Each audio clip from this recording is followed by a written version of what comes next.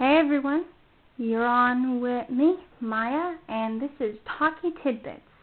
And today, I want to revisit something I touched base on earlier in this podcast series, and that concept is gratitude.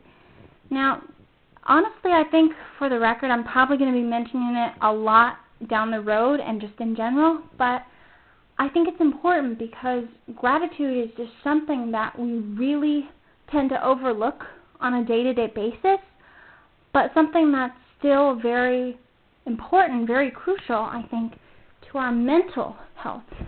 Okay, let me give you an example. Today, as I am recording this episode, I guess you could call it, of this podcast series, Talky Tidbits, we are nearing the middle of December already. The middle of December, everybody! I mean, seriously, we are so close to getting to the new year already. I just find that incredible because with how this year has been, I know it's definitely been life-changing for me in many ways, and I'm sure for a lot of you listening, it's probably been life-changing for you as well, with coronavirus and just, wherever you are, just the little changes here and there or big changes that you may have had to adopt to live through these very challenging times. And I still remember when coronavirus became a big deal where I live in the Midwest United States, and it was like March or something, because I had come home from piano lessons. Well, this was my last year of piano lessons because I started college a couple months ago. So that was to be my last couple of months of piano lessons as I was finishing up high school. But I graduated early, so to speak, because the weekend after I came home from piano lessons in early March, that's when I found out, and my family also found out, that coronavirus had made it to our area, our state, basically. And after that, it felt like the year took on a totally different toll. But in the same way, I believe that through these tumultuous times, you can still find gratitude, you can still find happiness in the things that you are grateful for. And for me, I hate to say it, but that is what coronavirus has forced me to understand better, is that there are all these things we take for granted, but then you don't really think about them till it feels like your life is put on hold or your life is put in danger in some way. And this year I've felt like there's been more revelations across my family, and there's been more mindfulness than usual, which is interesting because I think it takes some kind of situation like this, not just for my family, but I think for people in general. I think it takes a kind of very strange situation, a very unusual or atypical situation for them to really be shocked into their senses and think about what matters most to them.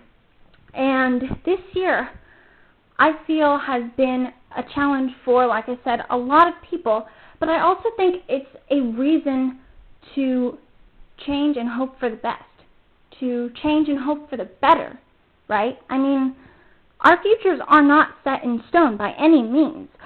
We don't know that tomorrow will be exactly how we think it will. Anything could happen.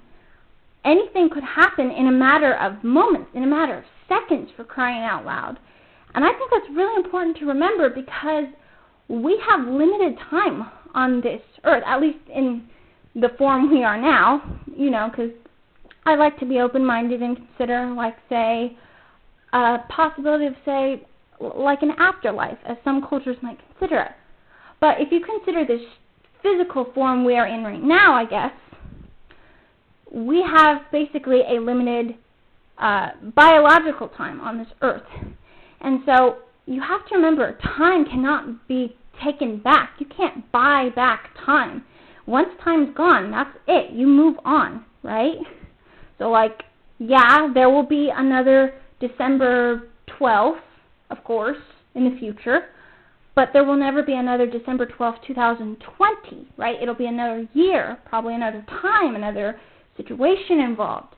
And so knowing that we're this close to the middle of the last month of the year already just really made me feel like I need to talk about this today, because I think it's a really important message, even though it might seem like one of those overly philosophical things that might seem kind of corny sometimes and kind of cliche to say, but it's true.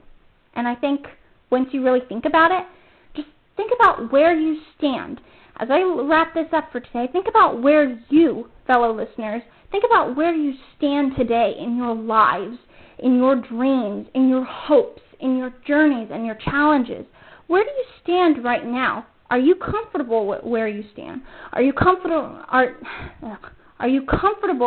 with where you have come? How far you have come as a person, as an individual, as a growing learner of the world, right? Are you satisfied? Are you appeased with how far you have come or how far you have gone in whatever you may be involved in, your life or your interests or your relationships, whatever? Are you satisfied with how far you have grown or at least learned from those experiences? Are you happy with where you are now at this point in your life? Because if there's anything coronavirus has taught me to respect more, it's that our lives are not infinite. At least, again, not in the biological sense, depending on what you believe in. But the point is, the bottom line is, we need to be more respectful of our lives, the human life. I mean, that is a miracle in itself, that we are alive, living and breathing. So just think about that, and think about what you are grateful for. Think about what makes your soul happy. What makes you, as one podcaster I like to listen to sometimes, Kendra Adachi, as she put it one time, she runs a blog called The Lazy Genius. I'll link it in the description below. But she's got a lot of mindfulness focused podcasts and blog posts. But as she put it one time in a podcast episode, what makes you sit down inside, while you're living a hectic life, in and out, in and out, in and out, are you ever really calm? Are you ever really taking a breather or sitting down inside? Is your soul sitting down inside? So I want you to think about that as we wrap this up for today.